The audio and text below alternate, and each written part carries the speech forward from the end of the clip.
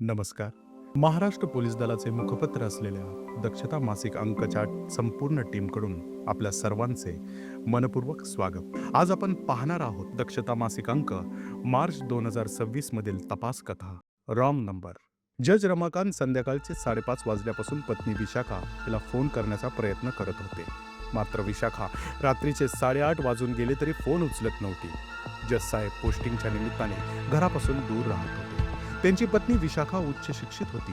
दोन्ही मुले वैद्यकीय शिक्षण घेत होते.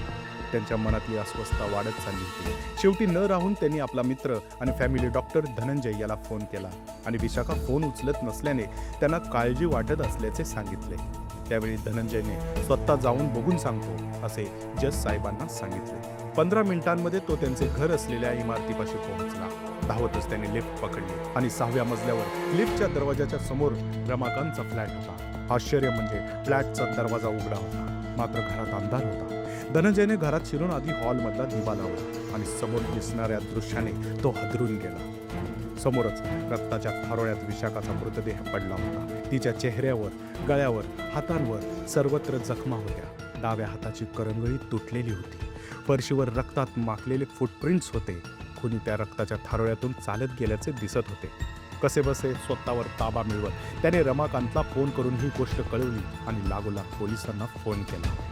घटनेची माहिती मिळताच खारघर पोलीस ठाण्याचे पोलीस निरीक्षक श्रीकांत शिंदे आपल्या सहकाऱ्यांसह घटनास्थळी दाखल झाले. घटनास्थळी पोहोचताच पोलिसांनी घराची तपासणी करायला सुरुवात केली. दोन्ही बेडरूममधील कपाटे उघडून त्यातील सामान चोरट्यांनी इकडे तिकडे पसरून ठेवले होते. खोलीतल्या फरशीवर, दिवाणावर अनेक वस्तू विखरून पडल्या होत्या. बाथरूममध्ये देखील रक्ताचे डाग आणि रक्ताने माखलेल्या पाऊलखुणा होत्या. सोफा, खिडकीचे काचेचे तावदान या ठिकाणी रक्ताचे डाग दिसत होते. धनंजयने दिलेल्या माहितीच्या आधारे FIR दाखल करण्यात आली. पोलिसांनी घटनास्थळाचा पंचांच्या समक्ष पंचनामा केला. तसेच इम्पेस्ट पंचनामाही करण्यात आला. घटनास्थळाचा नकाशा तयार करण्यात आला. त्याचप्रमाणे घटनास्थळाचे आणि मृतदेहाचे फोटो घेण्यात आले. मृतदेह पोस्टमॉर्टमसाठी पाठवण्यात आला. त्याआधी मृत महिलेचे कपडे ताब्यात घेण्यात आले. फॉरेन्सिक तज्ज्ञांना घटनास्थळी पाचारण करून घटनास्थळी मिळालेले रक्ताचे नमुने, पायांचे ठसे, केस, घरात विखुरलेले काचांचे तुकडे, त्वचेचे नमुने हा सर्व मुद्देमाल तपासणीसाठी संकलित करून प्रादेशिक न्यायसहाय्यक वैज्ञानिक प्रयोगशाळा येथे पाठवण्यात आला. आता पोलिसांसमोर सगळ्यात मोठे आव्हान होते ते म्हणजे गुन्हेगाराला शोधणे आणि तेही शक्य तितक्या लवकर. प्राथमिक चौकशीला सुरुवात झाली. शेजारी, सोसायटीचा वॉचमन यांच्याकडे पोलीस चौकशी करू लागले, पण फार काही हाती लागेल. मात्र त्याचवेळी एक मध्यमवयीन मनुष्य पोलिसांकडे आला. तो मयत महिलेचा चुलत भाऊ होता. शिंदे साहेब त्याला घेऊन बाजूला गेले. दोघांमध्ये काहीतरी बोलणे झाले. नंतर तो तेथून निघून गेला. साहेब आपल्या सहकाऱ्यांकडे परत आले आणि त्यांनी एका चिठोऱ्यावर काहीतरी खरडत तो कागद सहकारी अंमलदारांकडे दिला. त्यांनी त्या माणसाचे डिटेल्स मिळवायला सांगितले. पुढच्या 15 मिनिटात पोलिसांची गाडी शहराच्या जुन्या वस्तीकडे धावू लागली. त्यांच्या हातात महत्वाचा तपशील आला होता. बैठ्या चाळींमधल्या एका खोलीच्या समोर पोलिसांनी आपली गाडी थांबवली आणि दारावरची बेल वाजवली. दार उघडणाऱ्या त्या माणसाला काही समजायच्या आत पोलिसांनी त्याला ताब्यात घेतले. त्यानंतर त्याला पोलीस स्टेशनला आणून त्याची रीतसर चौकशी सुरू झाली. त्याचे नाव अरुण होते. तो ड्रायव्हरचे काम करायचा. जेव्हा विशाखा यांचा नेहमीचा ड्रायव्हर उपलब्ध नसे तेव्हा ते त्याला बोलवत असत असे त्यांनी पोलिसांना सांगितले. त्याला पोलिसी खाक्या दाखवल्यावर त्याने आपल्या इतर 2 साथीदारांची नावे व त्यांचा इतर तपशीलही दिला. पोलिसांनी त्यांनाही ताब्यात घेतले. 3 निर्धावलेले गुन्हेगार पोलिसांच्या समोर बसले होते. आपल्या गुन्ह्याची त्यांनी कबुली दिली आणि या प्रकरणातील कहाणी अंगावर काटा आणेल अशीच होती. मॅडमची मुले डॉक्टर झाल्यावर त्यांना जवळपास क्लिनिक उघडून द्यायचं म्हणून मॅडम जागा बघत होत्या. हे अरुणला माहिती होते. त्याने आपल्या साथीदारांसह दरोड्याचा प्लॅन केला. ओळख असल्यामुळे आपल्याला बघून त्या दार उघडणार याची खात्री होती. त्यामुळे दुपारी साथीदारांना घेऊन अरुण त्यांच्याकडे गेला.